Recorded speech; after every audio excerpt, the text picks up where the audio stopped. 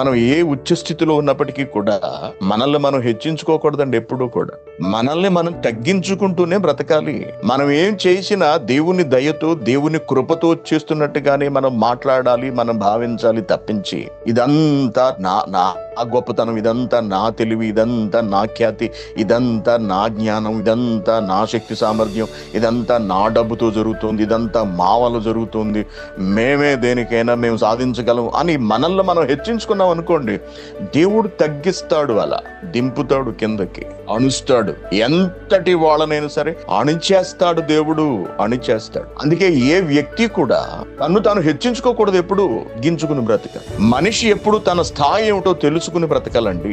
ఎప్పుడు వెర్రవీగిపోకూడదు. నీకు డబ్బు ఉండొచ్చు గాక, నీకు అందం ఉండొచ్చు గాక, లేకపోతే నీ చేతిలో అధికారం ఉండొచ్చు గాక, నీ దగ్గర ప్రజలు ఉండొచ్చు గాక, 10 మంది నీ మాట వినొచ్చు గాక, అవన్నీ నీకున్నంత మాత్రం చేత నువ్వు పేటరేగిపోతున్నావు అనుకో, నిన్ను చూస్తూ చూస్తూ అలా వదిలేడు దేవుడు.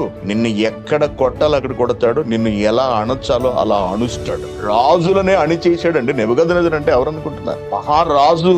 రాజుకే దిక్కు దివానం లేదండి, అడవులు పట్టిపోయాడు రాజు. కాబట్టి ఎవరు తమను తాము హెచ్చించుకోకూడదు, అతిగా ఊహించుకోకూడదు, విర్రవీగకూడదు, అతిశయపడిపోకూడదు. ప్రతి విషయంలోనూ నెమ్మది, సాత్వికము, సాధారణంగా వ్యవహరించటము అవసరము.